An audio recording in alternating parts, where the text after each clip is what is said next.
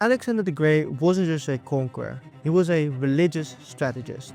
Today I talk with historian F.S. Naiden, and he wrote a book called Soldier, Priest, and God. In the book, Naiden reveals how Alexander used rituals, sacrifices, and divine identity not just for worship, but for war, empire building, and psychological warfare. He claimed to be the son of Zeus, sacrificed before battle, honored the gods of every land he entered, and rewrote omens to fit his plans. Today with historian F.S. Naiden, we talk about how Alexander the Great used gold to his advantage, how it helped him conquer new lands by motivating soldiers, but also how he was able to use gold to his advantage by maintaining peace among the subjects that he just conquered.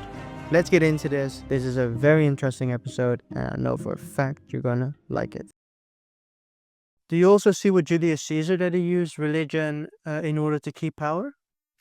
Well, in the Roman case, as one should not be surprised to learn, the use of these rituals to raise morale, gain legitimacy, and ward off rumor is all very formal. It's legalized. The Romans have a handbook, so to speak, and every general carries it. And you notice in the last page of the handbook, so to speak, there is a warning. If you break too many of the rules in this book, for we concede you are imperfect, but if you break too many, we will put you on trial when you come back. And this is how the Civil War started. Caesar was deemed to be a lawbreaker. He knew he couldn't enter Italy without being put on trial, and so he entered Italy at the head of his army, and that put an end to the Republic. This is all possible because the Romans have a system and not just a custom or a practice. Alexander is subject to the power of custom or the expectations of his people. He's an excellent manipulator of public opinion. He has excellent relations with ordinary men. He has the gift. And he also has good relations with his top men. There's a religious cult that provides this called the cult of the companions. The king of Macedon is the priest of the cult, and they worship together, these leaders. And it's fairly well attested, this cult, including who was in it and who wasn't. Could you get into what is the cult of companions? All right. Zeus, in the Greek scheme of things, is mostly pretending to run the world. It's really like the mafia. You have a commission, so to speak. You have to be careful of the other fellows. You may not get killed thanks to someone behind your back, but some of your top assistants may get killed. You'll have to sacrifice, and that would be the word, some of your own strength to pacify rivals and objectors. So what Alexander does is bring these men together and, as a priest, make sacrifices to Zeus and say to Zeus, in effect, treat me the way you treated Heracles, and help me lead these men. Because Heracles, if you'll remember the story of the Argo, was one of the original Argonauts. And Alexander wants that to be one of the models. Take a big fancy trip to Asia, take some risks, and come back deified. That's the plan. That is as important as Homer is to the thinking of Alexander, although Homer's important. It's the other one, the other great story, the Argonautica, that shows you Alexander is a leader of men. When he's imitating Achilles, he's trying to display his excellence on the battlefield, which is important for his prestige. But that's not the whole story. He has men to lead. He has an army to run. Zeus is his best buddy. Zeus is the fellow who succeeds at this game. And Alexander wants to play the game. And there's even a detail that shows how readily he learned this, not only from his father, that will be obvious, but from his mother. His mother knew that there was one place in Macedon where there was a little temple of Zeus, but it was to Zeus, also called Ammon, in other words, the Zeus of the Egyptians. You could learn about Egyptian Zeus in Macedon from Mom. And he did.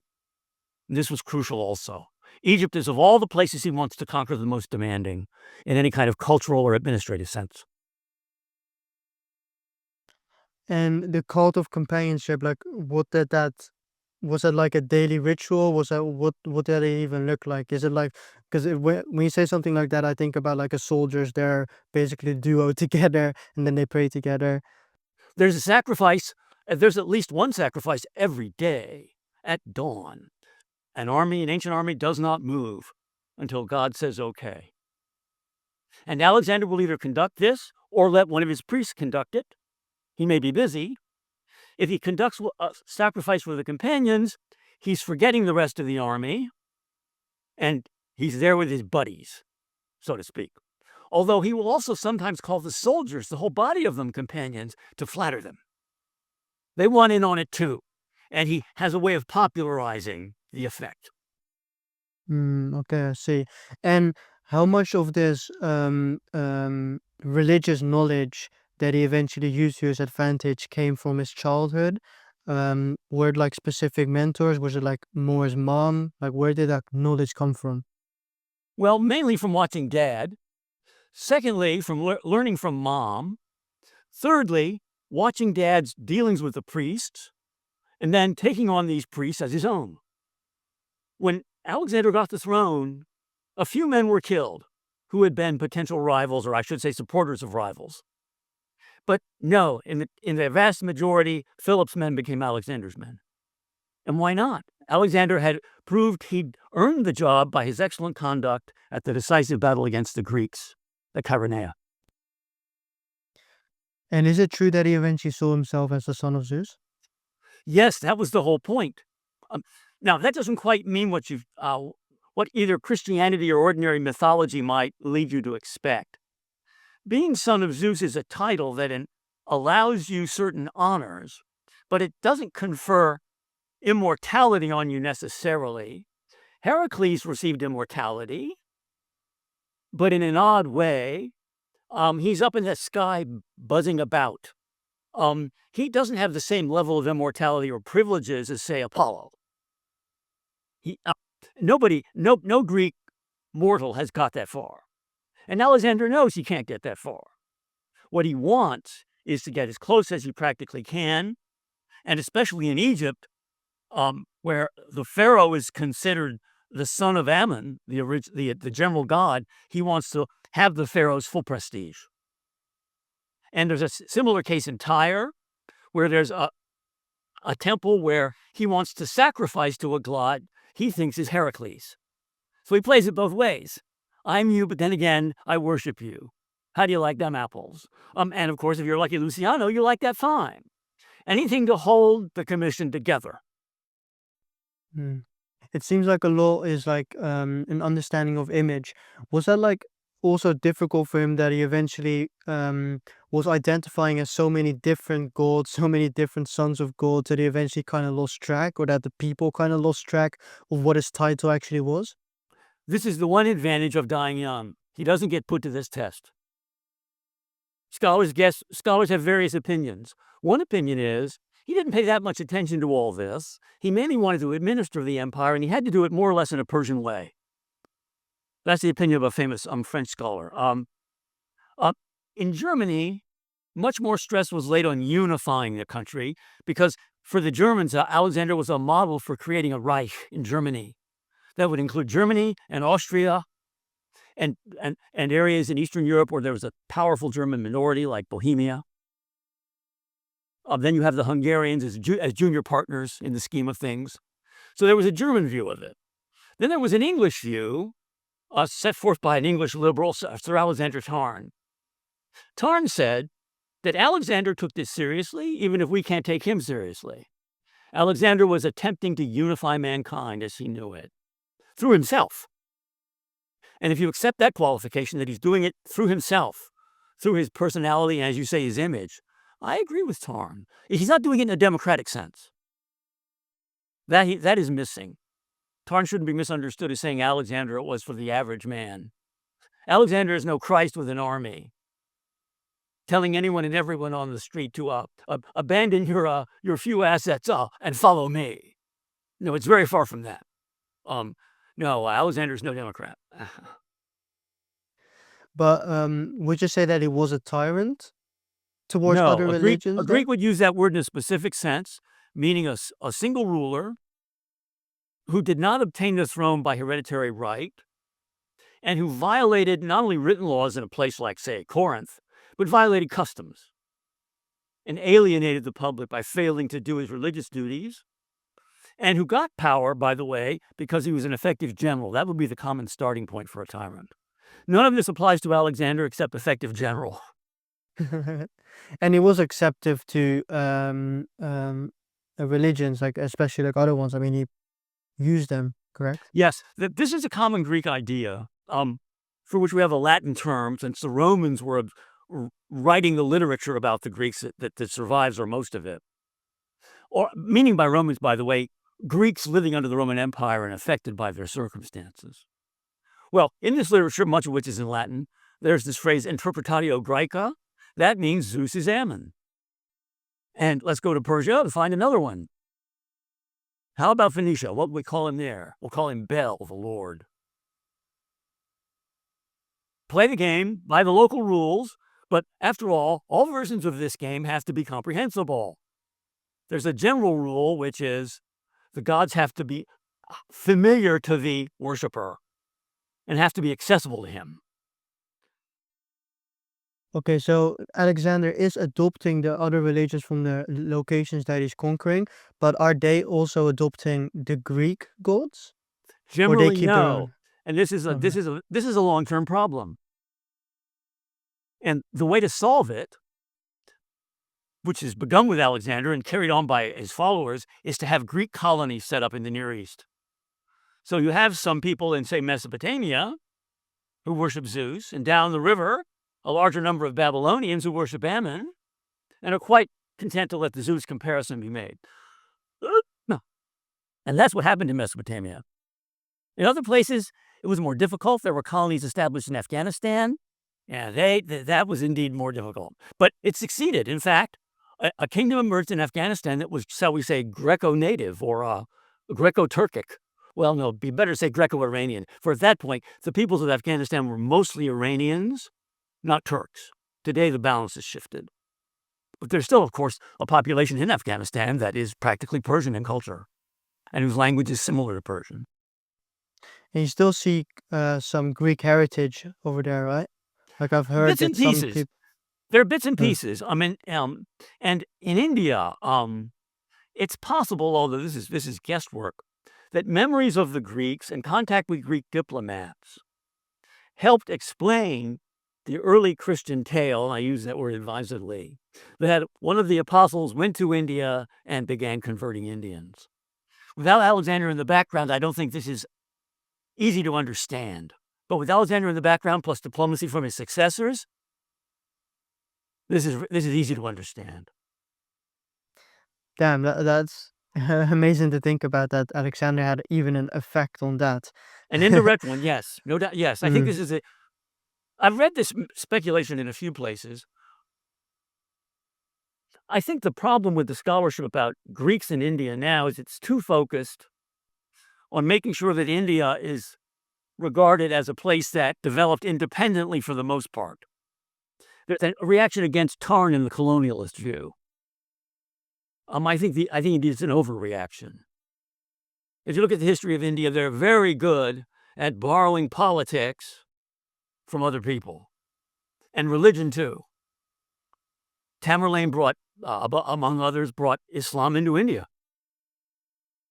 He's famous in Western tradition as a great butcher, but he's one of the fundamental creative figures in Indian history. Mm. You just mentioned the Persian Empire, and that what I'm curious about is the difference between the way the Persian king ruled the Persian Empire and the role he played with all these different religions in his empire in comparison to Alexander the Great.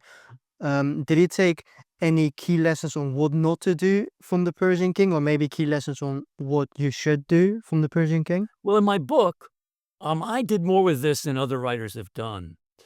They've mentioned it, but I developed it. And that is, you pick the Persian king who had the most success, Cyrus, and you ostentatiously imitate him. You don't imitate those who had less success. You avoid imitating them. In Egypt, You play the game by the Egyptian rules, and you're a pharaoh. Now, in fact, Cyrus died before he could do that, but he planned to do that. In Persia, you make sure, if you want to be a Persian king, that you are made a Persian king according to the ritual the Persians have. And in fact, Alexander never did that. Why? Because as long as Darius was alive, it would not have validity.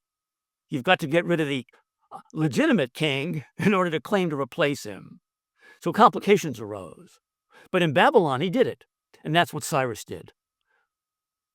And before Cyrus, in fact, some Assyrians had done it. Cyrus didn't invent this trick. He played this trick to good effect. Yeah, I love that part in your book where you did mention how many leaders, like from Alexander to whomever, like even leaders right now, still study Cyrus as one of those key figures that actually did it right. Yes, and this is especially important in the notion of Alexander and of antiquity, that mainstream Islam, and I mean the Sunnis, with their notion of institutional continuity over many centuries. So there's no break. There's a hole, one might say, an ancient political, an early Islamic political hole. And Alexander is slotted into it along with Cyrus. And adoration of Alexander in Alexandria made perfect sense under this scheme of things. Claiming it's Alexander in the Quran and not Cyrus, perfectly arguable. The authorities were split on this. Some saying the one, some saying the other. I mentioned this at the very end of the book when I quote the Quran. What do you believe? Do you think it's Alexander the Great in the Quran, or do you think it's Cyrus the Great? I think the preference for Cyrus,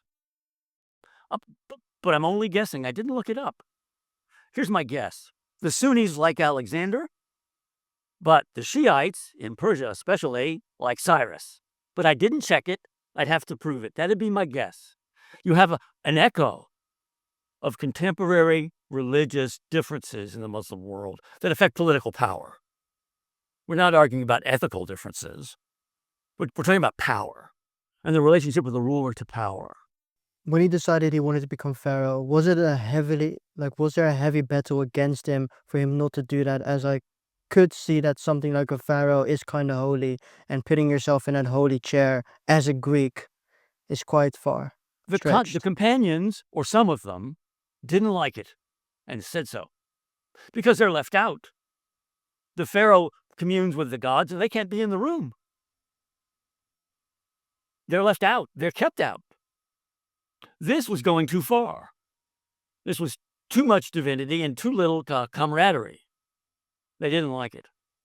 But on the other hand, once Alexander died, Ptolemy, who got Egypt to administer, more or less on a Persian model, as though he were satrap, he turned it into, of course, his own kingdom, and he got himself treated as a pharaoh. The formula was the right one, and they kept using it down through Cleopatra. And then Augustus used it. Or rather, used it in a different way, for he stayed out of Egypt for the most part. He did it as an absentee. But Augustus was crowned as pharaoh? Yes, indeed. He got the treatment. After everybody else had been eliminated, he got the treatment. And the Egyptian civilization, were they quite accepting of Alexander as pharaoh? As long as the people, and especially the literate minority, see Alexander represented especially through art, but also through ritual, as serving the gods in the traditional manner, they'll accept it. There's no racial requirement here, no ethnic requirement. There's a religious requirement, and it's fairly severe.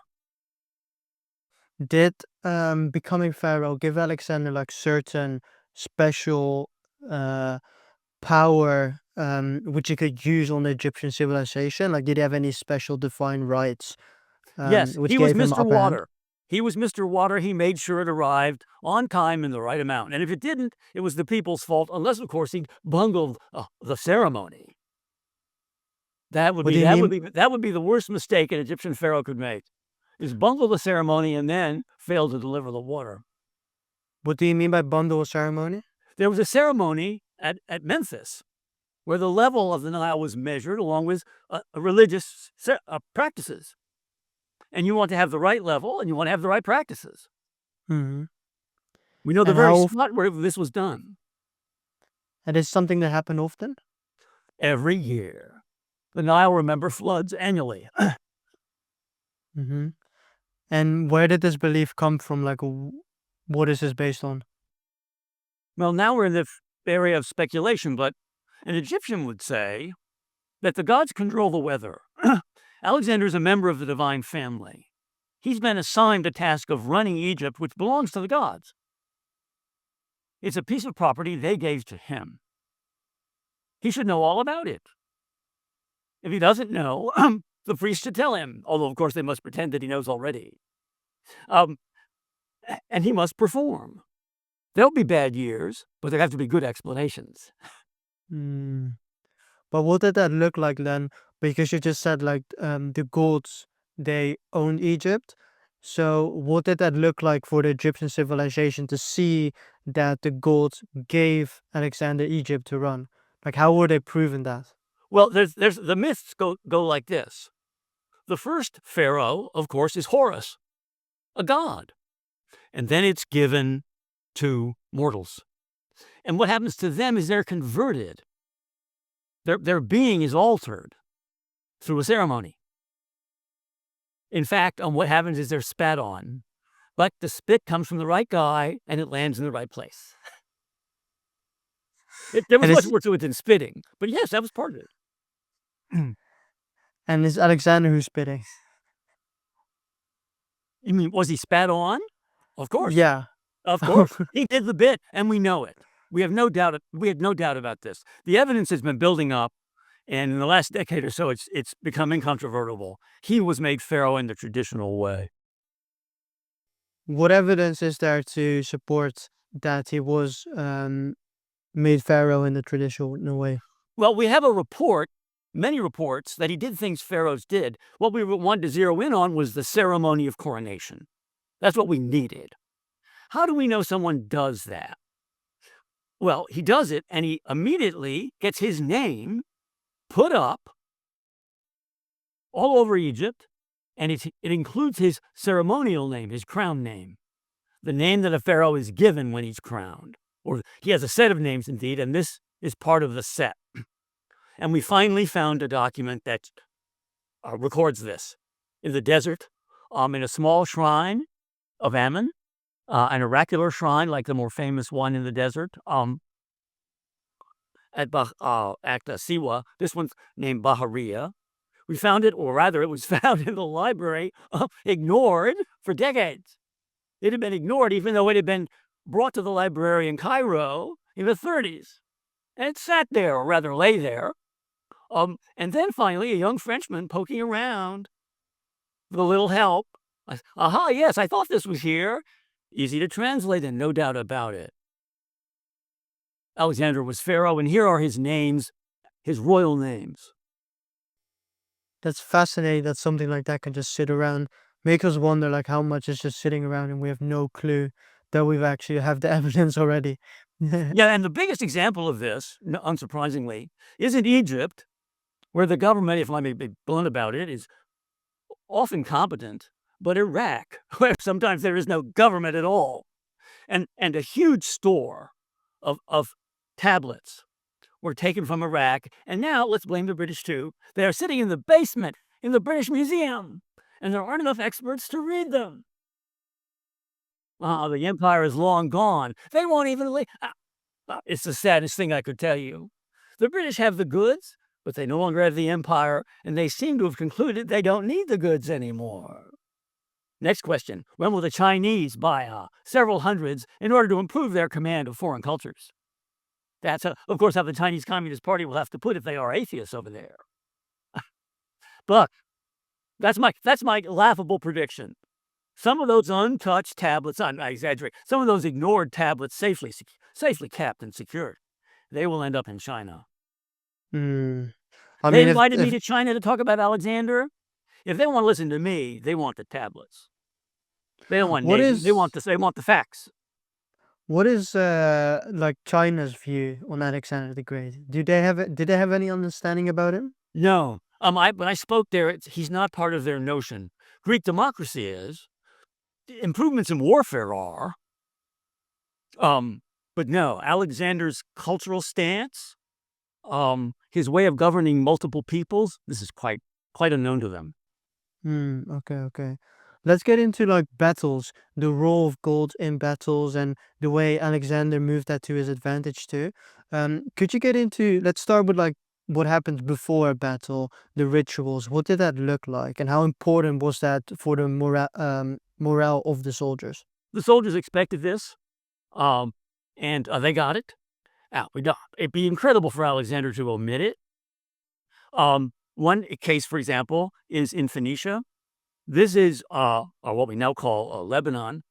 This was a sacrifice to a local god, not far from the battlefield, at Issus, again in present-day Phoenicia, present-day Lebanon.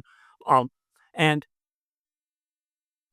such a case as that, although we can't prove it, Alexander must have somehow or another conveyed to the local god that this god was being worshipped properly by an invader.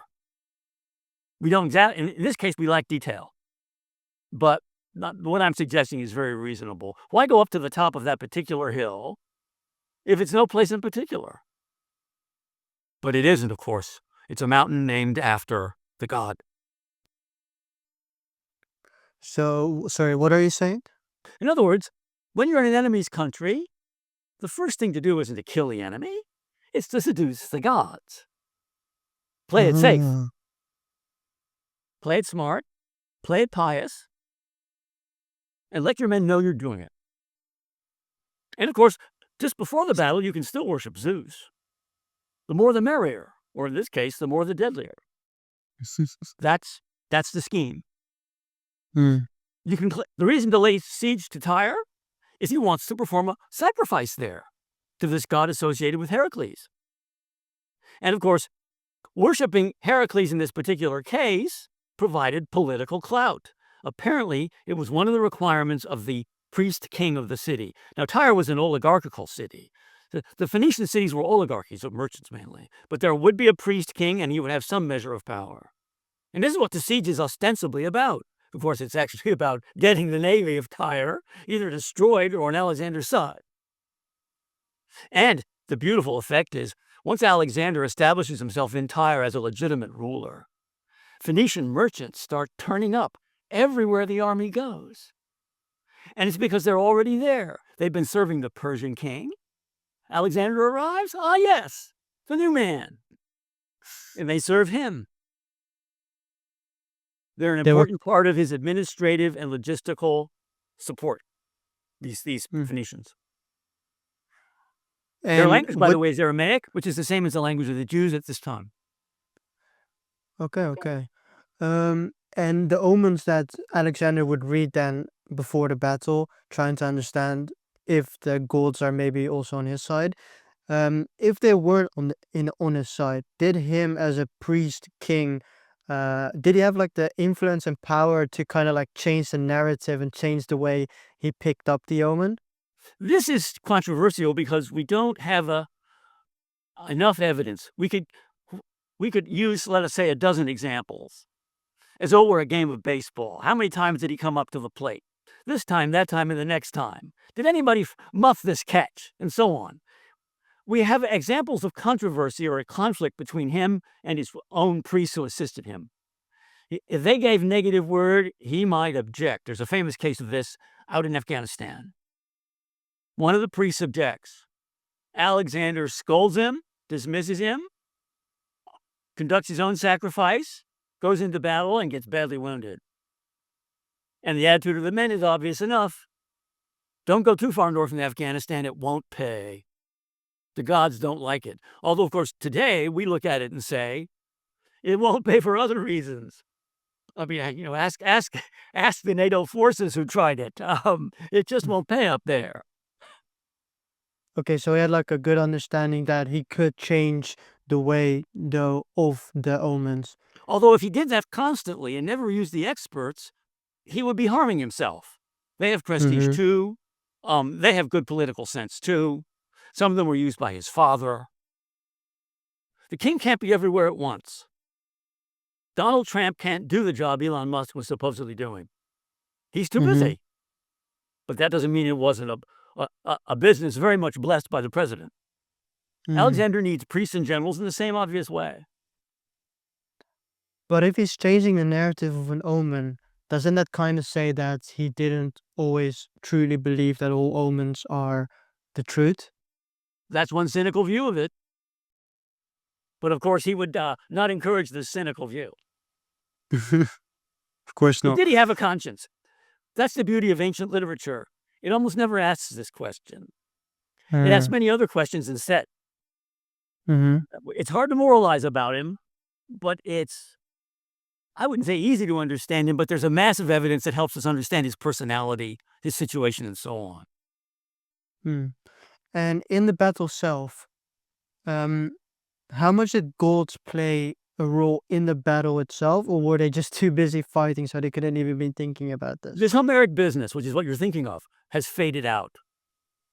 Okay. Battles have become so complicated and armies have become so much better organized that what we would call the state of temporary insanity that lets you think Zeus is over there 30 yards away, killing one of your enemies. Well, it wouldn't be Zeus, let's be fair. Might be Poseidon. This is faded out. Religion plays a role in the outcome of battles, but gods are not thought to intervene at crucial moments. There's just no report of that whatever. Even when Alexander's in his worst trouble, which is in India at one point, scaling a wall, the story doesn't say Apollo jumped down and was it Apollo? Well, another story says it was Poseidon, and one said get on board Alexander, but the other said Alexander told him to go fly away. It was bad for his reputation to be seen to be so weak. I'm inventing this. It's not there. That's what the stories are. No, they say nothing at all like this.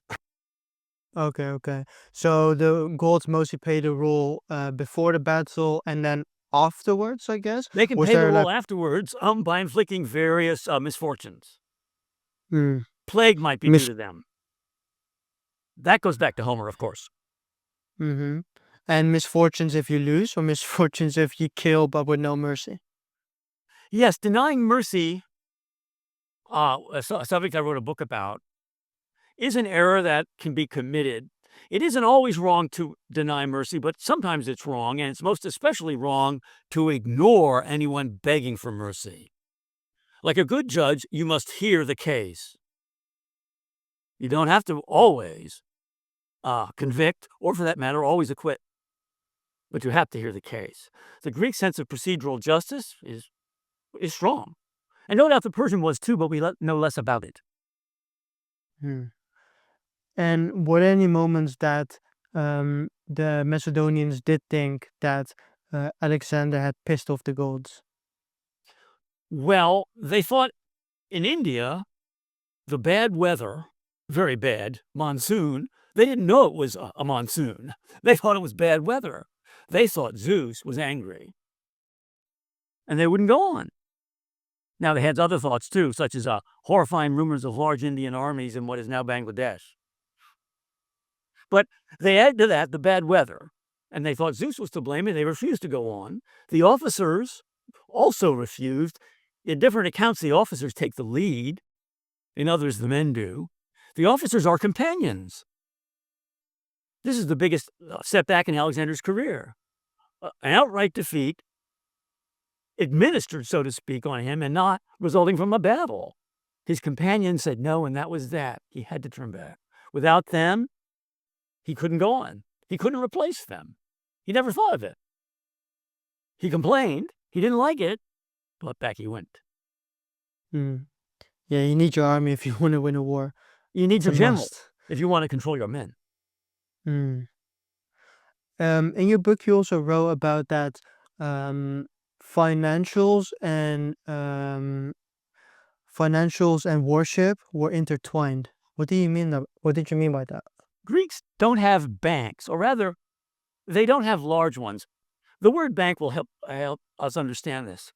The word bank originally meant a bank like the bank on the side of a stream, or a bench. And what's on the bank or the bench? There isn't much gold and silver in town, and that's where it is. You want a piece of it? Make a deal. That's as far as banking went. In Greece, it went somewhat farther concerning the financing of voyages. Something like maritime insurance could be bought in Greece. But generally, banking was simple. Where then did you keep the money? The safest place to keep the money isn't on a bank. Out in the public. It's in a temple. Shrines are banks because shrines are sacred. The reason American banks all look like shrines 100 years ago was that many of the few Americans, relatively few Americans who had money in a bank, knew their Latin and Greek and said, aha, it should look like a temple. That's where banks belong. That's super smart. That's like great manipulation, like building banks in a way that looks like a temple in And that order means to you make can't sure. get a loan unless God says you're okay. Yeah, And that that's also means if you genius. don't pay it back, you will no longer be okay. You're stealing God's money. Don't do that. Okay, so they connected debt with a sin towards God, basically. No paying back your debt. That's right. Certain debts are debts to God. Now, it's also true that, of course, you can borrow from mortals. It's not as though there's no private lending going on, but there's no corporate lending going on. There's no business of banking for the most part. How do you get the money in the temple? Well, you ask the people in charge. And who are they? Local officials or kings. In Athens, it'll be officials. Athens has no king except in a nominal religious sense. There's a king priest in Athens. Well, Sparta has two kings, but Sparta has relatively little money. On the other hand, Sparta's ally Corinth has plenty. So it's not as though the Spartans lack access to funds. Mm-hmm. And it's then via the temples where they kept it. That's Yep. very smart. I never saw it as that way. And like, could you also like lend from the gods, I guess, from the temple? You mean borrow from them? Yeah, like borrow with Well, interest what or you would whatever, do maybe. is, if it's your money, you pray to the gods and say, I need a fleet this year. Is this war we're fighting right? Is a fleet what I need? You could go to the oracle at Delphi, and if Delphi says, yes, that's what you need, that will help. Because you'll go back to your own god, and that god will naturally say, well, if Delphi's ever been wrong, you won't get me to admit it. The god is a cynic, of course. If you're a foreigner, it'll be very hard for you to do that. You'll have to do it indirectly by going to the assembly. The assembly will then make up its mind. If they decide that the money, after all, should leave Athens and go elsewhere, there still has to be a business of asking Athena for the money. But if the assembly says, Athena, we think this fellow needs the money, she'll go along with it. Although she always warns, don't forget, this money will need to be replaced. I don't charge interest to you, Athens. What you charge to him is your business. But I expect my funds to be replaced.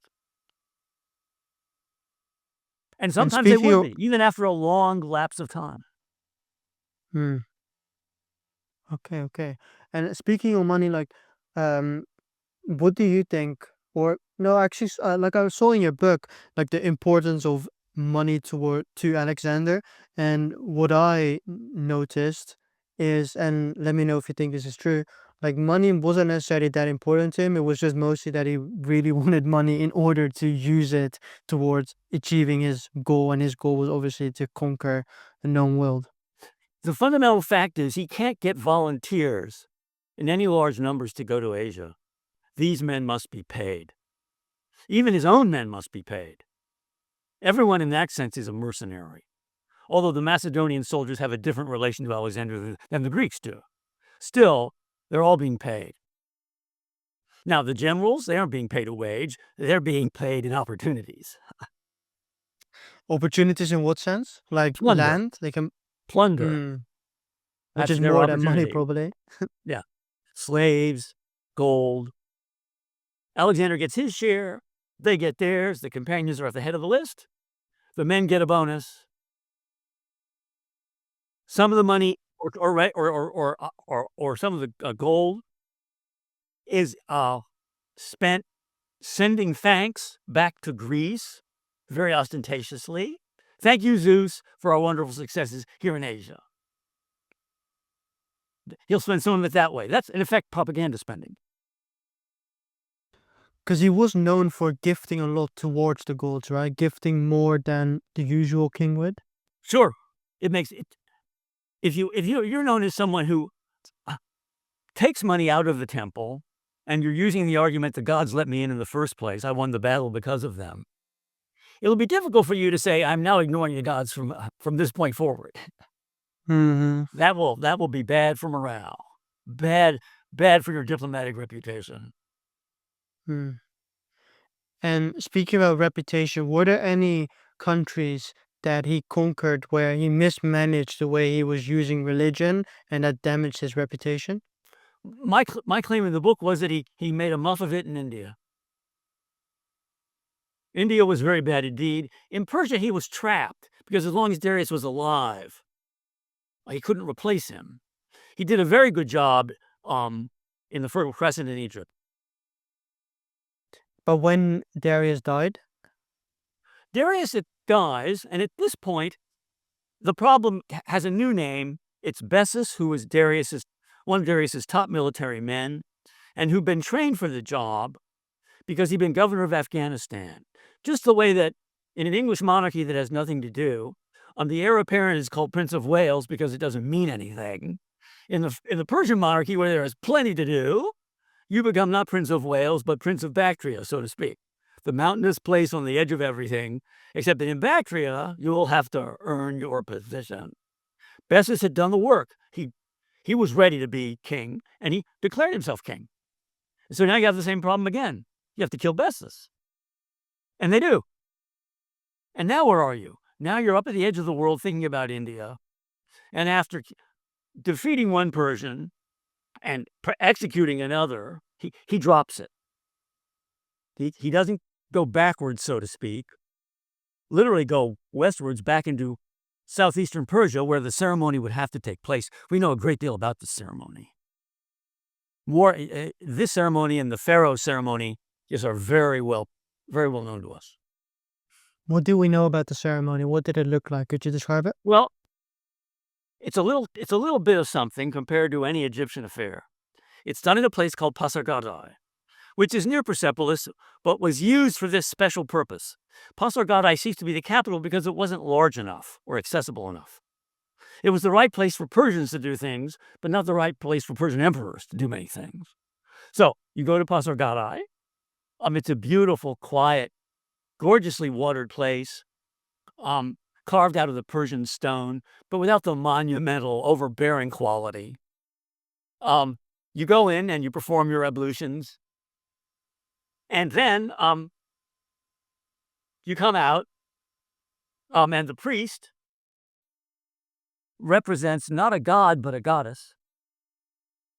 And on behalf of the goddess, Anahita, which means, well, in effect, it means sacred water, but there are complications with the name. In fact, that's not the name. That was the name used as a substitute, just as the Jews use names that are substitutes for the name of their god. So the priest, speaking in this way, tells Alexander to come up. He should have next to nothing on. And what he'll get when he gets up there is primitive garb, indeed the garb of an ordinary shepherd. He is dressed as an ordinary shepherd, and he's proclaimed the king of the Persians by a goddess whose chief function in that part of Persia was to provide water. And then he comes down later and he's given some arms. But first he's turned into a shepherd at the word of a goddess in a small place in a hidden valley, in a ceremony that means everything to Persians, but is very inaccessible and strange to everyone else. And he didn't go through with it, although he knows Cyrus did. Cyrus is buried there. The tomb of Cyrus is next to the small tower on which Alexander would have had to have stood to be named king in the proper fashion. You might say Cyrus would have been watching him at very close range. But he didn't go through with it? No, he never went back there and did it. Remember, he couldn't have done it until a late point. Then he has to decide, go back there and do it, or go on to India. Can I get away with not doing it? He may have put it that way. can I administer these provinces that are mostly Persian? And he had one favorable sign. Many of the Persian satraps were willing to work for him, even though he had not yet become the king in this sense. That, I think, must have been the most important reason, even if he had others. So he was never really the official gold Persian king. That's right. That's quite right. He never did it. Wow. And that's important for the later Persian sense of history. They regard Alexander as an interloper. Hmm. They don't regard him as Okay. part of a dynasty, say. Still Mhm. less as a Persian. You did just mention like Cyrus the Great, like his grave. Did he ever visit it? Oh, yes. He went to Pasargadae. Alexander went there, but the ceremony was not performed. He Mhm. visited the tomb of Cyrus. He insisted on going into the chamber where Cyrus is buried. He was very interested in this. But at that point, remember, Darius is still alive. Mm. Not to mention Bessus waiting in the wings. But he's so interested in it that he goes there. And later, the tomb is despoiled, and he loses his temper and goes on one of his killing sprees. The killing sprees that characterized the last year or two. Mm. Because their burial was spoiled, and they found the people who did it. They thought they did and put them to death. Okay. It's of course hard to find evidence for something like that. Yes. Yeah, the ancient world is a primitive place where evidence is concerned, but it's not a primitive place where legal rhetoric is concerned. It's Mm. advanced for legal rhetoric, but not for acquiring and assessing evidence. Mm. And when in this story does Alexander run into the Jews? Well, the Jews proper seem to have offered him, their loyalty. They were part of a small Persian province. He had no trouble. He didn't have to go to Jerusalem. There was no trouble. The Samaritans, that is to say, what modern historians would prefer to call the other remnants of Israel, some of whom were Samaritans. These remnants living in the north in what was the kingdom of Israel after the kingdom was split, they rebelled against the Macedonian soldier, and a mere soldier, who was put in charge. He bungled things. We don't know how, but in the book I pointed out, it's not original with me, that he must have bungled something religious, because if he hadn't, the Samaritans would not have risen in rebellion and killed every Macedonian they could find. It had to be a religious flaw. No, shall we say, an act of sacrilege. And then, of course, Alexander had to send one of his top men, Perdiccas, to kill the leaders of the Samaritans, and he did, and we know that happened. The bones were found of this massacre, not far from the Dead Sea. The bones of and a literary report or two are the evidence. And in like these days, how do the Jews see Alexander in comparison to the Christians and the Muslims? The Zionists, and by this I mean not the liberal Zionists of the Labor Party, but the Zionists who are now in power. Mm-hmm. They belong to sundry parties, but they're commonly called the revisionist Zionists. Less accurately, the right-wing Zionists as opposed to the Labor Party, Israeli Labor Party Zionists. All right. These Zionists, their writings go back to the 20s, mainly. The first one was Jabotinsky.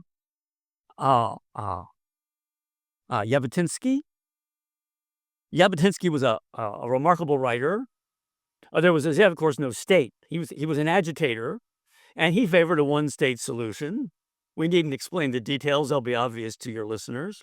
What I want to point out is that he paid no attention to any of the ancient empires, claiming that they were all illegitimate. They conquered by force. They did not have any sort of international law, he said, to justify what they did. No one can claim that Alexander cited some charter before he invaded Asia. Nonsense. Legally, these ancient empires all fail. They're not relevant to our legal position as a subject people in a British mandate. Previously a people subject to the Turks, now subject to the British. Our legal position is one that requires us to establish our national identity and, of course, to have territory. And Alexander is irrelevant to this because he's one more conqueror, trashing his way through history. That's how the Jews see him.